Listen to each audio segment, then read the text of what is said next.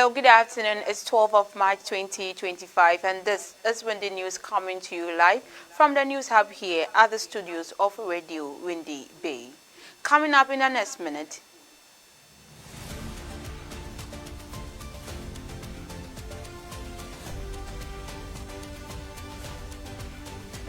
President Mahama to engage CEOs of state-owned enterprises on resetting agenda. Former Minister of State at Finance Ministry, Abna Osei Asari, discourages investment and economic optimism on 2025 budget. Ghana Water Limited to shut down Barakesi Water Treatment Plant for maintenance. And in business, we will do a review of the 2025 budget. On the foreign front, Democratic Republic of Congo seeks alliance with the United States in its ongoing struggle against advancing M23 rebels. We have details of all these stories and many more coming up in the bulletin.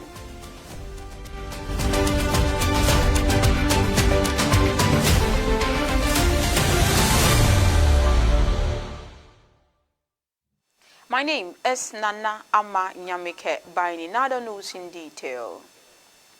The State Interest and Governance Authority is prepared to organize an important meeting involving President John Mahama and Chief Executive Officers of state-owned enterprises, as well as representatives from other key state organizations. The State Interest and Governance Authority is poised to facilitate a significant meeting between President John Mahama and the Chief Executive Officers of state-owned enterprises along with other essential state entities. This high-profile gathering is scheduled for March 13, 2025 and will be held at the esteemed Kempinski Hotel in Accra. The meeting is anticipated to mark a transformative moment in Ghana's governance framework as President Mahama is expected to articulate his vision for the restructuring and realignment of state-owned enterprises to enhance their operational efficiency and effectiveness. This initiative forms part of a larger strategy aimed at strengthening the contribution of state-owned enterprises to Ghana's economic advancement.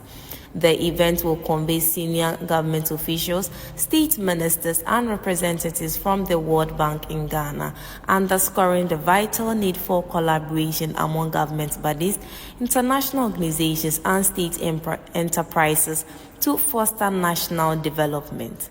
The significant feature of the event will be the unveiling of a comprehensive analysis of 16 state-owned enterprises, which oversees a considerable array of state assets.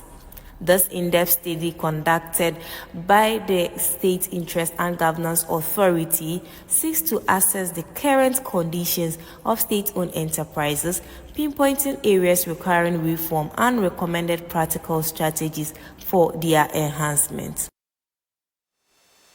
Away from that story, the former Minister of State at the Finance Ministry, Abna Osei Asari, has voiced her position to the 2025 budget, arguing that it jeopardizes investment opportunities and erodes economic confidence. Former Minister of State at the Finance Ministry, Abna Osei Asari, has expressed her disapproval of the 2025 budget, contending that it undermines investment and diminishes economic confidence. Her comments came in response to the budget presentation delivered by Finance Minister Dr. Kasaw Ato-Forson on Tuesday, March 11.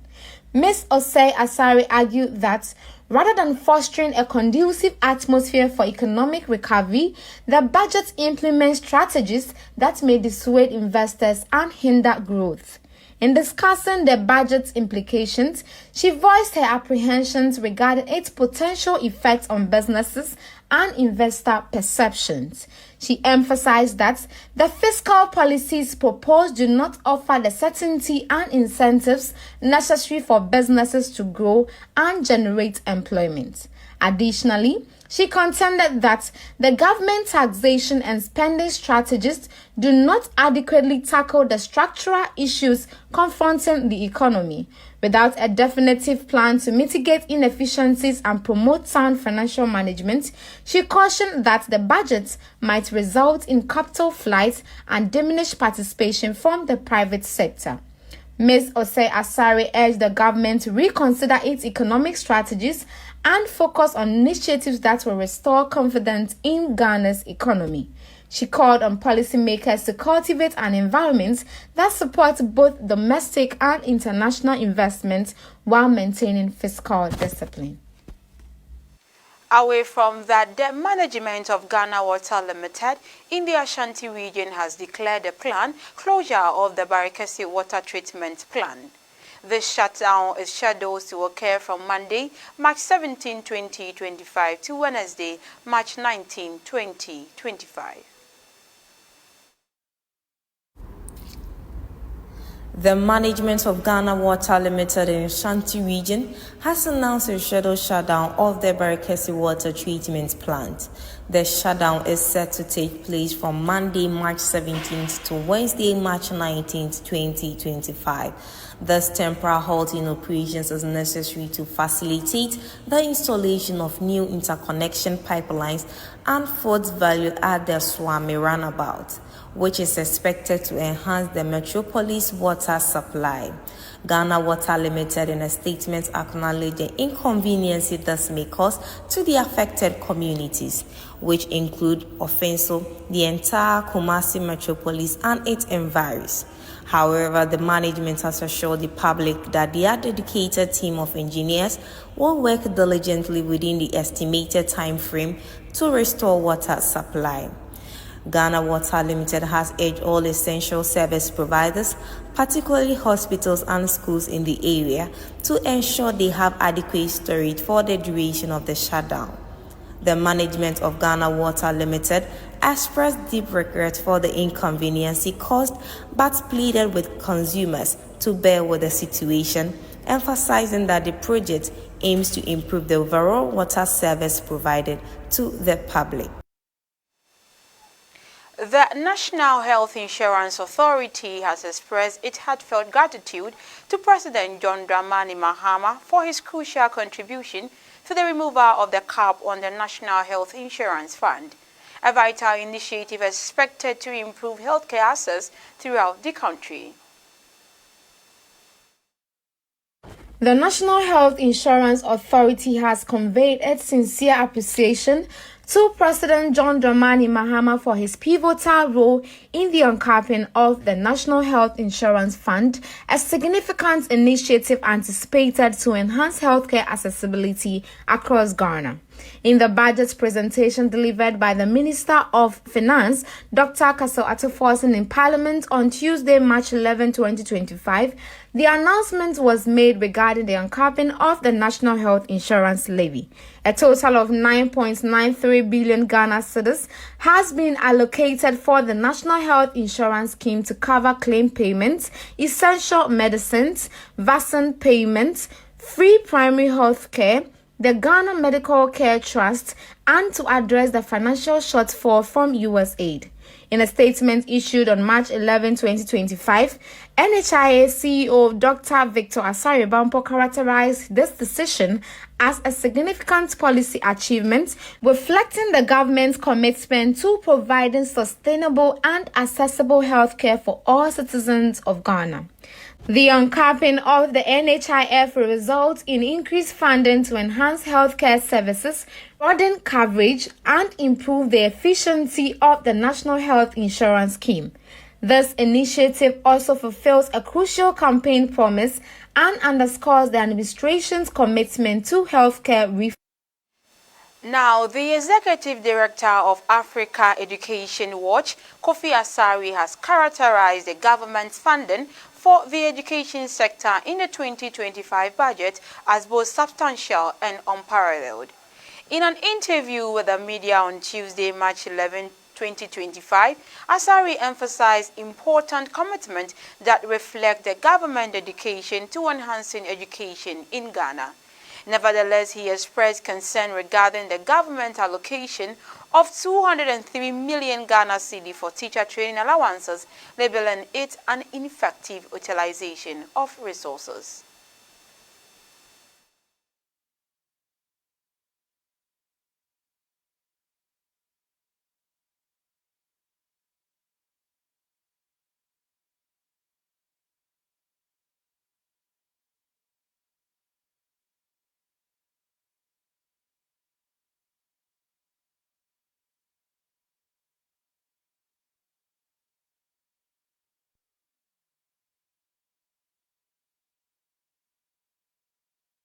And we encourage the government to depart from the narrative. Having said that, committing to uncap debt fund through a process of amending the earmark capping and alignment act of 2017, and then committing about 145 million Ghana cedis to capitation grants, committing about 3.5 billion cedis to the Facing High School program, in excess of 500 million for textbooks for basic schools are very, very, very significant allocations to education. Significant in the sense that they are significant and unprecedented, and it must be acknowledged as such. Yeah, the capping of debt fund was occasioned by a law that was passed by Parliament, sponsored by the executive in 2017, ostensibly to repurpose a portion of debt fund, for other priority areas outside education. Bear in mind that debt fund is an earmark fund, and it was established purposely. We take a short breather. When we come back, it's business.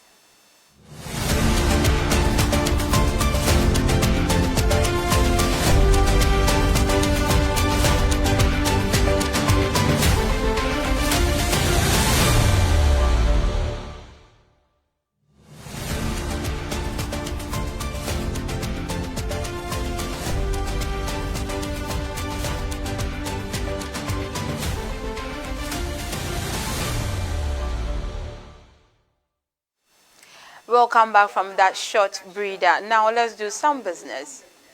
The Finance Minister, Dr. Kesola Toforson, presented the 2025 budget yesterday, March 11, 2025, touting it as a game changer for Ghana's economy. Focused on fiscal discipline and revenue mobilization, the government aims to reset the country's economy. Key highlights include the removal of the Burton tax, e-levy and COVID-19 levy, alongside plans for debt restructuring, spending cuts, and economic growth strategies. In view of this, I have online via Zoom Dr. Richard Odro, Dean of School of Business, University of Education, Winneba, and Mr. Samuel Gamale Gajo, HOD, Accounting School of Business, University of Education, Winneba, to expatiate the 2025 budget being delivered by the Finance Minister. If you can hear me, doctors, please, good afternoon. Hello, Dr. Richard Odro. Good afternoon. Welcome to Windy News. Good afternoon.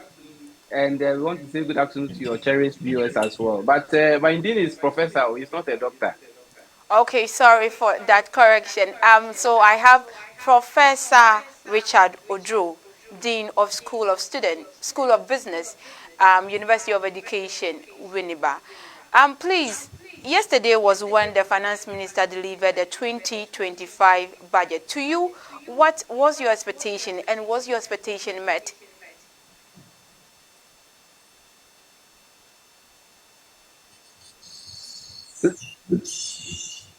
Hello. Hello, sir. Hello. Hello, Professor. Please, can you hear me?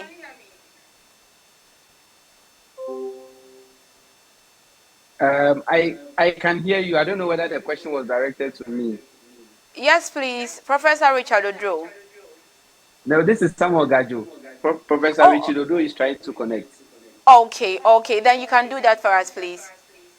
Okay, so for me, I think that the expectations were largely met because going into the budget, I was expecting government not to commit too much to a project because of the IMF restrictions on how much government can commit to infrastructure development. Also, looking at our previous government, before they left office, there has been huge infrastructure projects that they've started. We can make mention of the Agenda 111 and a lot of roads which were under construction.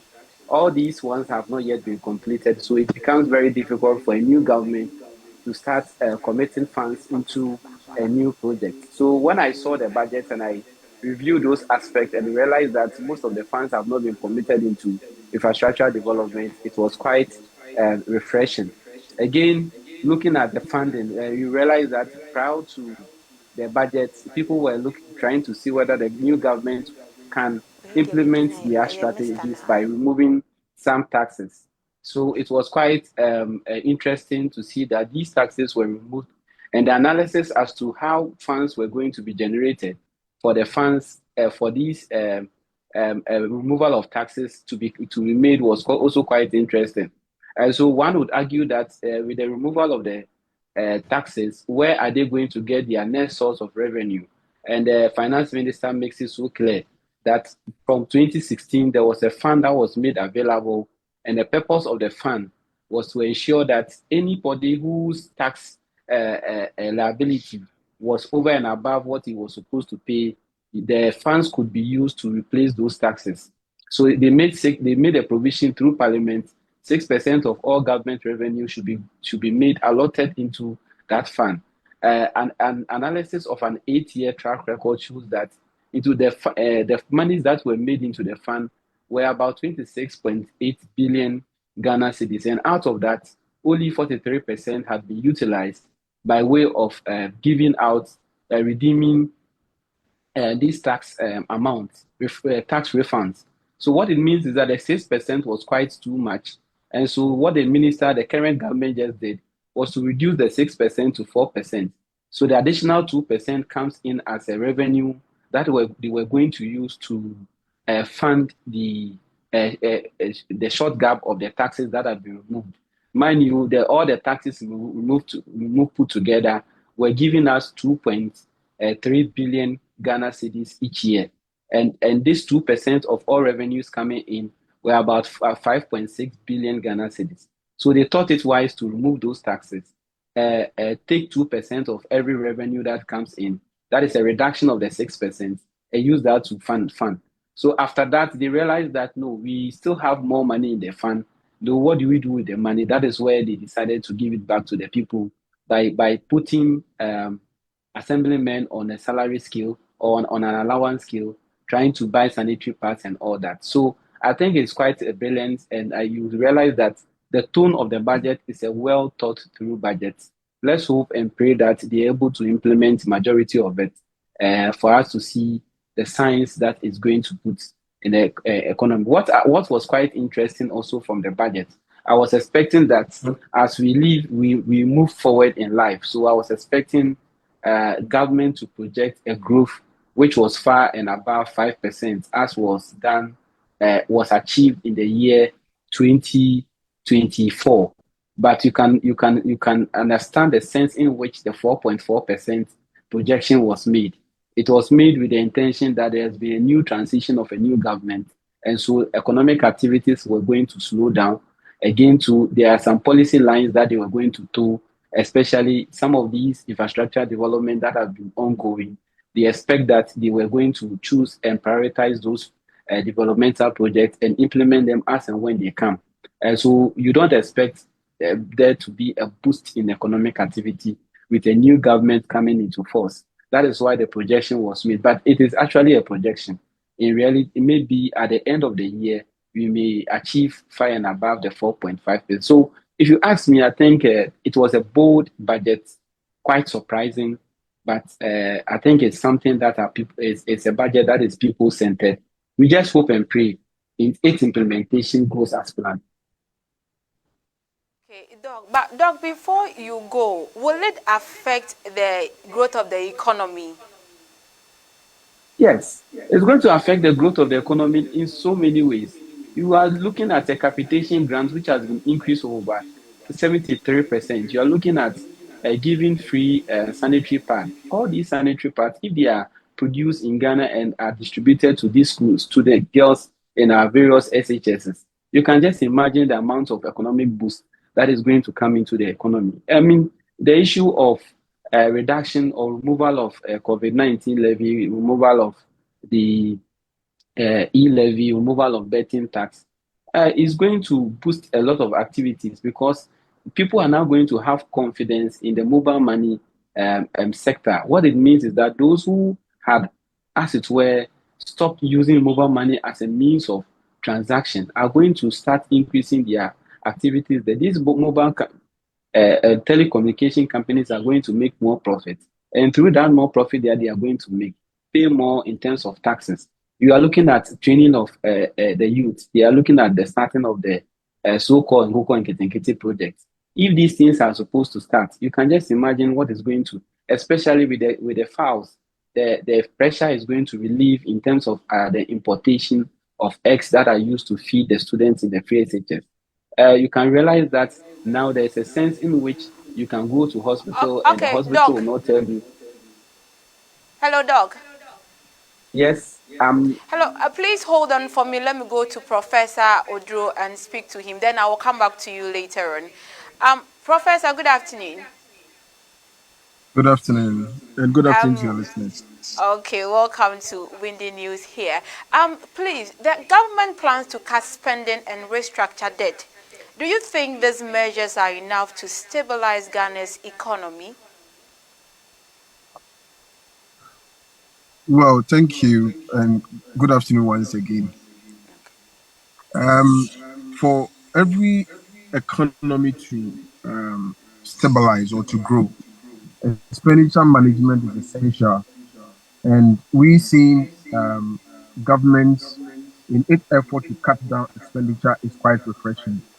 If you critically look at the budget, a lot of initiative have been put in to manage our debts and to cut down government expenditure, which is quite refreshing. For instance, if you look at the action of reopening domestic bond market, it is quite okay, which will extend the debt maturity period, which is okay, and build some cash buffer, which will reduce rollover risk, which is also quite refreshing.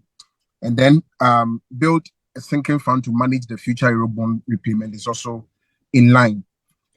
If you look at the financial sector reform, an amount of 10.5 billion located to revive the banking sector issued and recapitalize NIB and ADB is in line. So if you look at these debt management strategies government has put in place, it is a way to reduce or to ease the debt burden that government, the country is currently experiencing. And these prudent debt management and strategies will restore confidence in the financial markets, which is in line. Again, if you look at, I was actually looking at which areas of the expenditure that government is going to cut. But a critical look at the budgets tell us that, yes, there has been some expenditure cutback. If you look at the total government expenditure that was estimated, is lower than that of 2024, which is a bit refreshing, even though if you analyze it critically, item by item, some item or some expenditure item has increased. So with this put together, I'm sure the debt management strategy and the expenditure cuts by the government, even though will not give us the stable economy that we want, but at least it's a step in the right direction, one at a time. And this is just the first year of the government with the effort to fulfill some of its promises. This is expected, but I'm sure if we go this way over the 4-year period, I'm sure you will make some significant improvements. When Finance Minister was reading the budget, he made an analysis of a target of 4% GDP growth and 11.9% inflation. Are these numbers realistic goals, and what challenges could hinder them? Well, it is, because if you look at last year, the targeted GDP growth was around 5%. And as my colleague rightly indicated, there are a lot of unfinished business. There are a lot of activity that the government need to do. There are a lot of negatives that they have to reverse. So the 4% projection of the GDP growth was quite modest. And I think it is prudent. It is always prudent to make such estimates and even grow the economy beyond that, so that we will see the extent to which you've been able to exceed your target.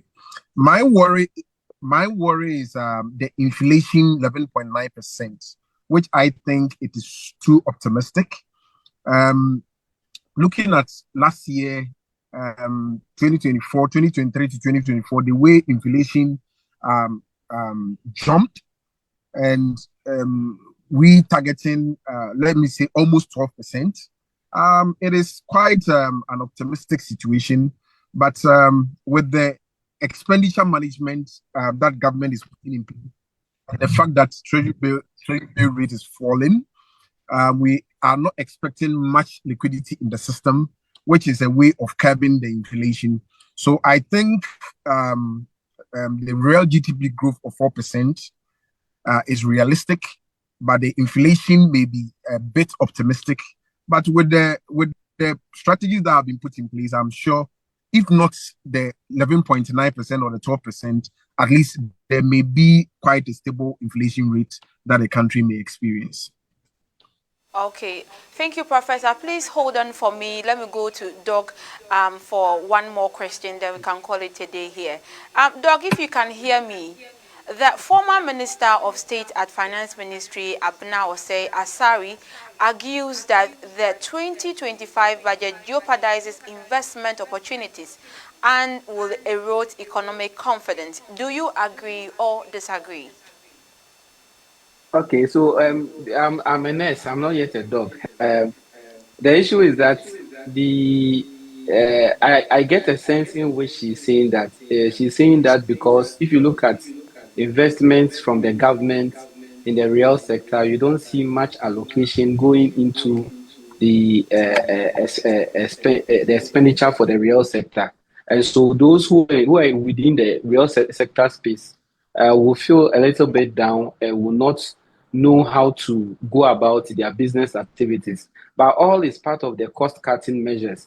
The government wants to spend within the fiscal space through the support of the IMF, where we have a cap of about $520 million, 520 million Ghana cedis for capital expenditure every year. If you are to consider that, it means that all the projects that we have, which were running in about 169 billion Ghana cedis, it means that it will be very, very, very difficult for government to complete all this capital expenditure or commit more to the real sector. So there is a sense in which she is saying that. But then I think that for now, that is what their new government, they've just come in, they need to see the phasing out of the old projects that have been started. We have all come to say that it is not prudent for government to always cancel off old new projects that have been started by previous administration. So it's okay and it's quite refreshing for them to consider completing all those projects before committing to a new one. So the point from which she is coming from is the fact that much allocation has not been made to the real sector. But then, in terms of prudent economic management, I think that is the way to go. See to it that the funds committed for old projects are completed. Complete the old projects by bit before you start with a new investment project. Doc, please, your final words before I let you go. Oh, I think that this budget, I just pray and hope that they're able to implement about 90% of the issues within the budget. But that notwithstanding, I have a little fear. The little fear is that if you look at the revenue expectations, apart from the IMF, which they were expecting about $720 million within the year, they're also expecting some other foreign funds from the World Bank, which is about $360 million. you realize that the revenue flow from the dollars amounts to 1.9 billion dollars for the year. If we match this against the demand or the demand for foreign currency in terms of importation of the goods and services that we use within the country, there is quite a fear that we're going to see a significant depreciation of the currency. That is, if no source of foreign reserves are put into the system.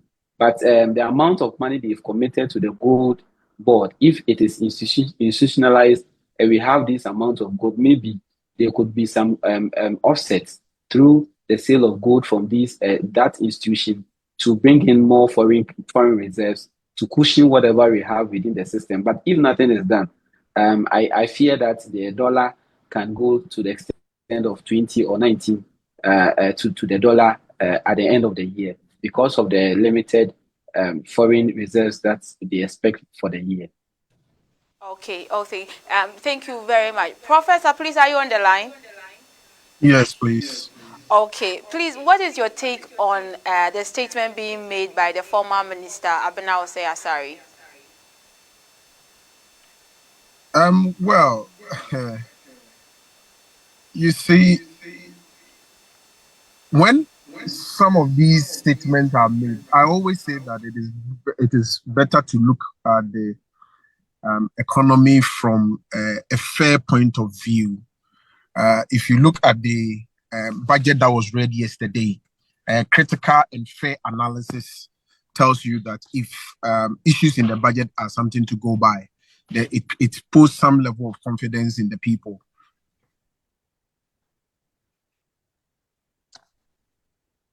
Hello? Oh. Yes, you can talk. Please, am I online? Oh. Hello, Prof. Yes, please, you are. Okay, so it is better to look at the from the fair point of view. If you look at the budget critically, it is no doubt that it puts confidence in the people. The fact that we are projecting revenue increase by about 20%. The fact that we are projecting a reduction in expenditure by about 3%. If we are committed to this, of course, this will bring confidence in the economy and confidence and if you look at the debt management strategies that they have also put in place, this will of course bring confidence in the economy. So it is necessary for us to put politics aside and look at a fair assessment of the budget and see how it puts confidence in the economy. Thank you, Prof. Prof, please, your final words so we can call it a day here. Well, yesterday, the budget, as I stated earlier, seemed a bit of providing confidence in the economy. But I've always stated that there should be that collaboration between the fiscal side, which is being given by the budget, and then the monetary side. Just as we stated, government is expecting end of year inflation to be around 12%. With ignoring the monetary side, I don't think we are going to realize this. The budget looked a bit encouraging, but it required the commitment of the government, the political will of the government to be committed to these elements. Of course, some taxes have been scrapped. Some taxes has also been introduced. There have been an increment in some rate at the mining sector. There have been the government commitment to introduce road toll is in the right direction, but we expect that government to be committed to these issues that have been contained in the budget. And again, as I always say this on every platform that I stand, it is better for government to look at expanding the tax nets to capture all those people that are outside the tax nets. It is one of the strategies government can use to boost its tax revenue. Concentrating on the few people that are contributing to the tax revenue will let us continue to see the deficit budget that we continue to see. This year budget is having a deficit budget just as last year. I always ask myself, how long are we going to continue seeing deficit budget? when will Ghana see a surplus budget? It is necessary for us to take calculated and well thought through steps to boost our revenue side whilst we cut our expenditure or whilst we adopt expenditure reduction strategies. Thank you. Okay, thank you too. So I have been speaking via Zoom Professor Richard Odro, who is the Dean of School of Business, University of Education, Winneba, and Dr. Samuel Gamali Gajo, HOD, Accountant, School of Business, University of Education, Winneba. I say a very big thank you for joining us to expatiate the 2025 budget. Okay, so moving on. Away from the NTV, Windy News took to the street to hear what Ghanaians think. Do they believe this budget will improve their lives? Let's hear from the people. What the finance minister said is a good idea because we have a lot of people that are struggling with disabilities and they are not able to go to school because of financial problems. So I think if this issue is being addressed, it's a really good idea which is going to help us. And for the market to mend to, there are a lot of people who want to do business but they don't have the money to start their business. So I think it's really going to help the economy. So it's good that they've cancelled all the taxes that was already there because it will release burden on some of us and a lot of us. It's going to help to people to be able to manage their businesses from now. And also for the bank they've opened for the women, it's also going to help the market women to be able to get a capital for their businesses. So this is a really good news we've heard about the cancellation of the taxes. Well, so I really expected the things that were mentioned by the finance minister, like the cancellation of the e-levy, the cancellation of the betting tax, the cancellation of the pollution levy. Of course, the seed money for the Women Development Bank that was mentioned, and a few other promises that they did say that they seem to have really fulfilled in the budget. But you see, it's one thing reading the budget, it's another thing also getting the projected funding to carry out the projects. I am hoping that they really will get the money to push the things so that we the citizens will have some freedom. Because you see, all these things build into the prices of the goods and services that we buy on the market. So once they have announced the cancellation, we will naturally expect that prices go down. So we'll be looking forward to prices going down and then giving some power to our purchasing power that we so have. Then we can also have some freedom because Ghana is shit. The cancellation is very good. But in everything you have good and then the bad. I'm looking for the good part of it. Taxes are something Ghanaians fear a lot. But without that, we can't develop a nation. So cancellation is good. But let me ask you, are they going to replace with different tax or is it not going to be replaced by different tax? That's the question. And without us, we can't develop a nation. You compare Ghana to other countries, they use taxes to develop a country. So the cancellation, if it will help, it's good. If not help to, then let's take a second look at it. That's my thought on that. And the COVID tax is, now COVID is no more in the country. Why is he paying tax for that? So cancellation is the best option for the country. We take another short breather. When you come back, it's international news.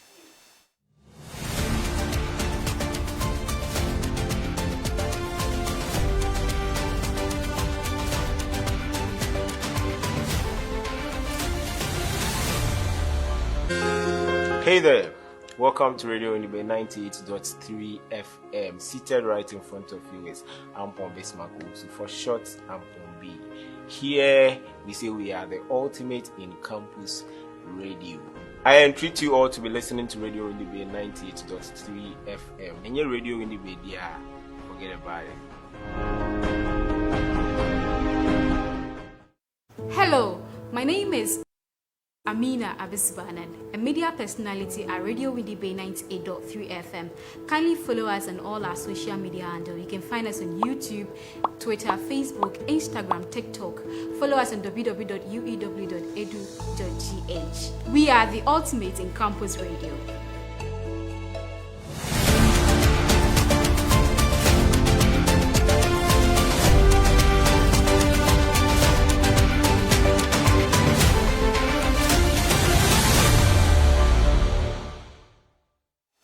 Welcome back from that short breather. Now let's go to international arena. The Democratic Republic of Congo seems to be pursuing a partnership with the United States in its continuous fight against the encroaching M23 rebels. The Democratic Republic of Congo appears to be seeking an alliance with the United States in its ongoing struggle against the advancing M23 rebels. Acknowledging the transactional nature of President Donald Trump's administration and noting the proposed mineral agreement between Ukraine and the U.S., the resource-abundant DR Congo is eager to negotiate its own arrangement with Washington. Reports indicate that Trump is expected to appoint his daughter Stephanie's father-in-law to a significant position in the region. Congolese government spokesperson Patrick Muyaya confirmed to the BBC's Newsday program that the nation aims to engage the U.S.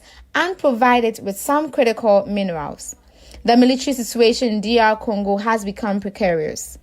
M23 fighters supported by neighboring Rwanda have made significant territorial gains in the mineral-rich eastern regions of the country.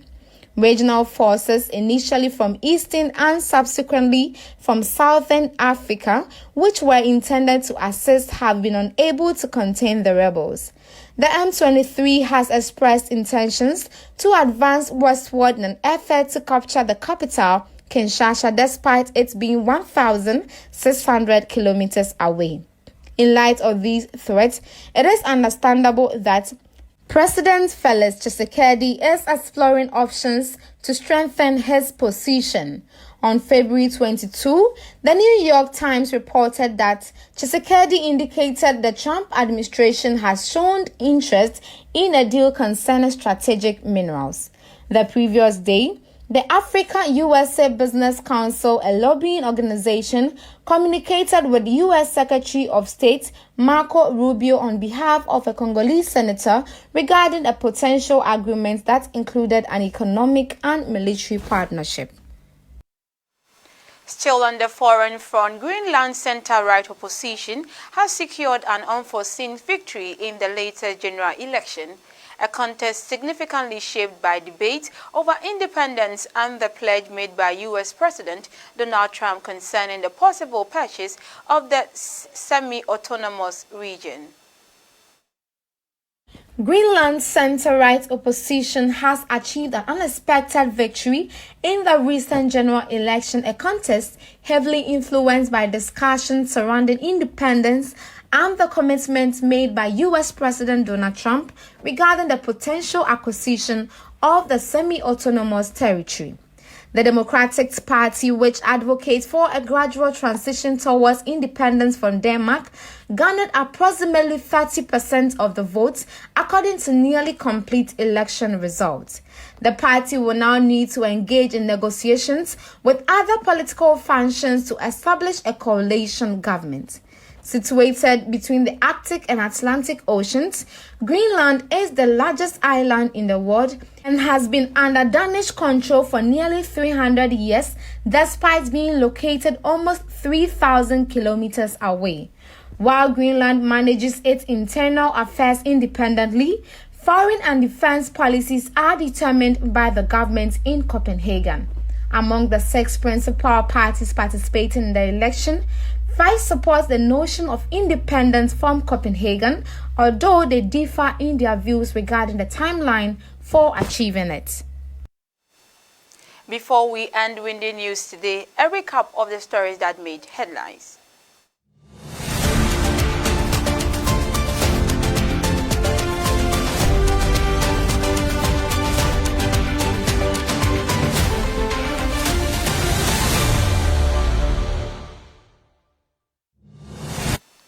President Mahama to engage CEOs of state-owned enterprises on resetting agenda. Former Minister of State at Finance Ministry, Abnaosei Asare, discourages investment and economic optimism on 2025 budget. Ghana Water Limited to shut down Barekesi Water Treatment Plant for maintenance.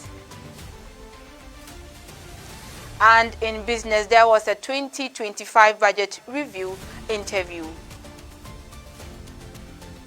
On the foreign front, Democratic Republic of Congo seeks alliance with the United States in its ongoing struggle against advancing M23 rebels.